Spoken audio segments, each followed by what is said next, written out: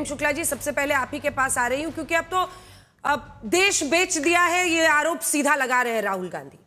जवाब क्या है आप लोगों के पास? क्योंकि एप्स्टीन की फाइल का भी वो जिक्र कर देते हैं। अब हरदीप पुरी उनको धमकी तो दे रहे हैं, लेकिन अब सवाल है कि ऐसे मुद्दे किसी ना किसी तरीके से, क्योंकि लाइव टीवी पर भी लोगों के घरों तक पहुंचे हैं, तो लोगों ने तो सुना है उन्होंने क्या आरोप लगाया, काउंटर कैसे कीजिएगा? जी अंजना जी, निराधार निरर्थक झूठ के पुलिंदे के काउंटर की आवश्यकता होती है क्या? श्रीमान राहुल गांधी झूठ पे झूठ बोलकर जिस तरह की झूठ की दुकान सड़क से संसद तक खोले हुए हैं, उस पर किसी से काउंटर की अपेक्षा भी है क्या? इस देश का आम आदमी भी जानता है कि राहुल गांधी झूठ के अलावा कुछ नहीं बोलते हैं, तो झूठी बातों का कोई काउंटर तो हो ही नहीं सकता है। कोई झूठ का कोई बेसिर पैर की झूठी बातें करना राहुल गांधी का अभ्यास हो गया है।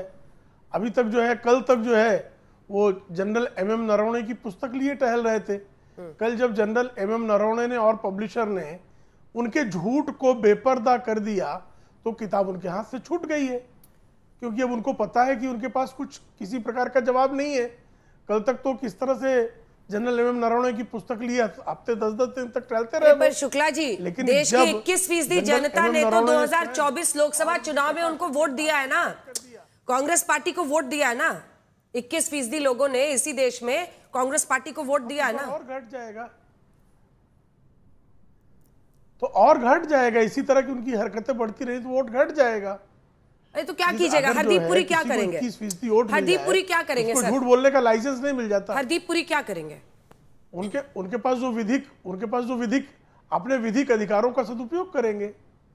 अगर कोई किसी पर अनर्गल टिप्पणियां और आरोप लगाएगा, तो भारतीय संवैधानिक व्यवस्था में हर नागरिक के पास विधिक अधिकार है। उन विधिक अधिकारों के सदुपयोग का उसको अधिकार है। अतुल लौंडे पाटिल साहब, जवाब दीजिए आप अपने नेता की तरफ से, क्योंकि बहुत सारे प्रश्न उठ रहे हैं। क्या वाकई बिना, क्योंकि वहां पर भी तथ्य मांगे गए हरदीप पुरी को लेकर, क्या पूरी तैयारी के साथ नहीं आए थे कि वहां पेपर्स भी वो दिखा पाते? दूसरा प्रश्न, बीजेपी तो यही आरोप लगा रही है ना कि अब उनकी आदत हो गई है, जहरीले शब्दों में वो किसी भी मुद्दे पर आरोप लगाते हैं और फिर विदेश भाग जाते हैं। ऐसा अंजना जी, जहरीले शब्द तो दुबे जो है, शशिकांत दुबे, इन्होंने जिस तरह से इस्तेमाल किए हैं, इंदिरा जी और जवाहरलाल नेहरू जी, जो उस निशिकांत दुबे, हाँ, तो निशिकांत दुबे जी ने जो आरोप लगाए हैं, गंदे आरोप, जिस स्तर पर गए हैं, वो देश के पूर्व प्रधानमंत्री जो अभी संसद के सदस्य नहीं है, गिरिराज सिंह जी ने एआई का इस्तेमाल करके जिस तरह से बहन भतीजी के ऊपर छींटे उछाड़ने की कोशिश की है, उसके ऊपर चर्चा बीजेपी ने सबसे पहले करनी चाहिए। आज का जो सार था राहुल जी के भाषण का, वो स्पष्ट था एकदम कि कुछ तो मजबूरियां रही होगी, यूं ही कोई बेवफा नहीं होता। उन्होंने कहा कि देश का कोई भी प्रधानमंत्री हो, वो इस तरह से देश को सरेंडर नहीं कर सकता, देश को कमजोर नहीं कर सकता, देश को बेच नहीं सकता। ये उन्होंने कहा। कुछ ना कुछ चोक हुआ है, कुछ ना कुछ है जो बार बार ट्रंप कह रहे हैं, जिसका जवाब किसी से नहीं आ रहा है। मैं खत्म कर दूंगा political career, is my good friend, I can finish his political career at any time. ये बोलने वाले मेरे देश के प्रधानमंत्री को उसका जवाब नहीं मिलता है। अब रही बात अनर्गल आरोप वगैरह कह रहे, सुधांशु जी को भी मैंने देखा, ऑथेंटिकेट करने के लिए उन्होंने कहा था कि मेरे पास डॉक्यूमेंट है, अमेरिकन डिपार्टमेंट ऑफ जस्टिस के जो डॉक्यूमेंट्स है उसको ऑथेंटिकेट करने के लिए कहा है। तो सवाल तो उन्होंने कहने नहीं दिया कि जोशुआ फिंक कौन है, लैरी फिंक उनके पिताजी है, बेडरॉक को किसका है, पूछो ना, बताओ उनको। ब्लैक रॉक की इन्वेस्टमेंट अदानी के ऑफरिंग्स में नहीं है क्या? उन्होंने नहीं किया क्या?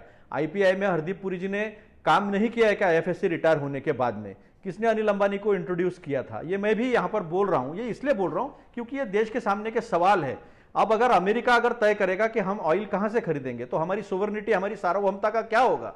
जो देश ने आपको इतना चुन के दिया है, सभागृह में आपके पास इतना बड़ा जब मेजॉरिटी है, 1.5 बिलियन की पॉपुलेशन है, जो कहते थे मोदी खुद पहले कि हिंदुस्तान को कोई प्रेशर में नहीं ला सकता। एक प्रोग्राम है, इसका लाइव अपडेट्स अवेलेबल है, वो कहते हैं कि हिंदुस्तान की 140 करोड़ की जनता है, हिंदुस्तान पे कोई प्रेशर नहीं डाल सकता। फिर ऐसा क्या हुआ कि ये प्रेशर डाला गया? जब डील हो रही है, पाकिस्तान को, बांग्लादेश को इक्वली ट्रीट करते हैं, भारत को क्यों इक्वली ट्रीट नहीं हो रहा है?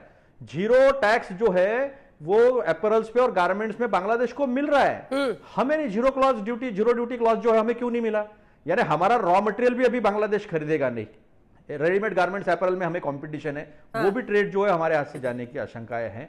सारा उन्होंने लिया, नाम लिया उन्होंने मक्का, यही तो आरोप है ना सर कि आप आशंकाओं पर बिल्ड कर रहे हैं, कुछ तो मजबूरियां रही होंगी इसलिए ये कर लिया, इसलिए वो कर लिया, मतलब ये हुआ होगा तो वो हुआ होगा, एक भी कॉन्क्रीट बात आप नहीं बोल पा रहे हैं ना। आज सवाल यह है कि क्या आपको लगता है कि ये जो 2000 मतलब काफी सालों से ये ट्रेड डील के लिए चर्चा हो रही थी, एप्स्टीन फाइल्स के आने के बाद से उस पर जल्दी से हो गया सब कुछ, मतलब थोड़ा तो लॉजिक भी होना चाहिए ना सर, थोड़ा तो लॉजिक भी होना चाहिए। और अगर होगा तो डिपार्टमेंट ऑफ जस्टिस को कौन रोक सकता है? Department of justice Narendra Modi को अकाउंटेबल तो है नहीं, कुछ भी अगर होगा ना हरदीप पुरी को अकाउंटेबल है तो वो तो डालेंगे ही बराबर है ना फाइल्स में। इसीलिए उसके डॉक्यूमेंट्स हैं, इसीलिए उसके डॉक्यूमेंट्स आए और ऑथेंटिकेट करने के लिए जब राहुल जी ने कहा तो उन्हें रोका गया कि आप इसको ऑथेंटिकेट नहीं कर सकते। अभी डेटा लोकलाइजेशन की जो पॉलिसी है उसको टैक्स हॉलिडे जो 2047 तक दिया है, सारा डेटा जो है हमारा कॉम्प्रोमाइज हो जाएगा। यानी इसमें फाइनेंशियल होता है, इंडिविजुअल इंफॉर्मेशन होती है, सेंसिटिव डेटा होता है इंडिविजुअल्स का, वो सारा डेटा बाकी सारी दुनिया जो है वो प्रोटेक्ट करती है, प्रोसेस यही होगा, यही सब होगा। तो सिलसिलेवार हर मुद्दे जो है बजट के हिसाब से भी लिया है, ये बजट में दिया हुआ है, ये सारा डॉक्यूमेंट मेरे पास है बजट का, ये बजट में क्या क्या इन्होंने दिया है डेटा लोकलाइजेशन को लेकर, डेटा टैक्स को लेकर, और डेटा आप किस तरह से अनप्रोटेक्टिव हो गया हमारा, कैसा वॉलंटरी डेटा सबके पास चला जाएगा, ये सारा मुद्दा जो है राहुल जी ने रखा, कोई बाहर का मुद्दा नहीं रखा। एक बार ट्रेड डील पर जो व्हाइट हाउस ने अब फैक्ट्स बदले हैं, क्यों करने नहीं दिए? अच्छा ठीक है, जो फैक्ट्स बदले हैं व्हाइट हाउस ने वो अपने दर्शकों को दिखा देते हैं। पहले कहा था कि $500 बिलियन का, जिसका जिक्र राहुल गांधी भी करेंगे, खरीद का वादा है, उन्होंने अब बदल दिया उसको, खुद ही मुकर गए। उन्होंने कहा $500 बिलियन की जो खरीद का है वो इरादा है। पहले लिखा था अमेरिका से भारत दालें खरीदेगा, अब दालों की खरीद वाली लाइनें हटा दी गई हैं। पहले भी दाल खरीदते थे, कोई पहला बार थोड़ा ना अभी दाल खरीद रहे हैं। उसके बाद से पहले भारत डिजिटल सर्विस टैक्स हटाएगा कहा था, कहा अब फैक्ट चेक किया है उन्होंने और कहा है कि इसका जिक्र उन्होंने नए वाले में नहीं किया है। तो जब आप देख रहे हैं कि सामने से इस तरह से भ्रम, और वो अपने किसानों को, अपने वोट बैंक को भी देखकर उनकी सरकार कुछ कुछ करती रहती है, हम उसके आधार पर अपने देश में भ्रम तो हम आपको सुनाते हैं। आप किसानों की बात कर रहे हैं ना सर, मैंने सीधा सवाल पूछा था पीयूष गोयल से, एक बार सुनिए जल्दी से। पीयूष गोयल से मैंने स्पेसिफिक पूछा था कौन कौन से अनाज है जो आपने खोल दिए हैं अमेरिकी बाजार के लिए और कौन कौन से नहीं खोले, सुनिए। क्या पीयूष गोयल जी, इस ट्रेड डील के जरिए आपने अमेरिका के बाजार से उनके एक्सपोर्टर्स को भारत में किसी बिल्कुल नए क्षेत्र में जीरो या बहुत कम ड्यूटी पर नई एंट्री दी है क्या? एक भी ऐसा वस्तु नहीं खोला गया है किसानों का या हमारे पशुपालक भाई बहनों का। डेयरी और एग्रीकल्चर में जितने सेंसिटिव आइटम्स हैं भारत के परिप्रेक्ष्य में, भारत के दृष्टिकोण से, उदाहरण के लिए जीएम प्रोडक्ट्स, कोई जीएम प्रोडक्ट खोला नहीं गया है। कोई जेनेटिकली मॉडिफाइड कोई भी नया कृषि का कोई अनाज उत्पादक नहीं खोला गया है। ना चावल, ना गेहूं, ना चीनी, ना जवार, ना बाजरा, ना रागी, ना कोडू, ना अमरांत, ना सोया, ना मक्का, कुछ नहीं खोला गया। मक्का भी नहीं, मक्का भी नहीं। तो उस पे किसी पे भी जरा भी रियायत नहीं दी गई, एक रत्ती भर भी रियायत नहीं दी गई। दालें ऐसे पहले ही भी हम दालें लेते ऐसे ही जी। पोल्ट्री कोई रियायत नहीं दी गई, मीट कोई रियायत नहीं दी गई। शायद टर्की अलाउ किया है, पर आप भी जानती है टर्की तो भारत में कम इस्तेमाल होता है, कुछ ही वर्ग है जो लेते हैं। अब अतुल जी आप जवाब दीजिए। हाँ बिल्कुल जवाब देता हूं मैं। अभी जो है ड्राइड डिस्टिल प्रोडक्ट जो है उसमें मक्के से बना हुआ खाद्य जो है वो आएगा, मक्का डायरेक्ट नहीं आएगा। हाँ। सोयाबीन डायरेक्ट नहीं आएगा, लेकिन सोयाबीन का तेल आएगा। और मैं आपको बता दूं कि कब से आ रहा है सोयाबीन का तेल? कम स्तर पर ये अभी शुरू हो रहा है क्या अतुल जी? सुनिए ना अतुल जी, ये सोयाबीन तेल अभी शुरू हो रहा है क्या? मैं फ्रेमवर्क बता। ठीक है, बोलिए। अंजना जी, मुझे आपका मैंने पूरा सुना, अभी मेरा सुन लीजिए, फिर आप मुझे सवाल कीजिए। मैं सब रख रहा हूं आपको, क्योंकि ये फ्रेमवर्क में है, आया है ये सब। तो सोयाबीन जो है, सोयाबीन का तेल आएगा बहुत थोड़े स्तर पर। हम मल्टी आटा जो बनाते हैं, मल्टीग्रेन आटा, उसमें बहुत कम इस पे करते हैं, लेकिन इसका तेल और केक जो है वो ज़्यादा बनता है, ये सबको पता है। लाल जवार, सोरगम, ये भी आया है।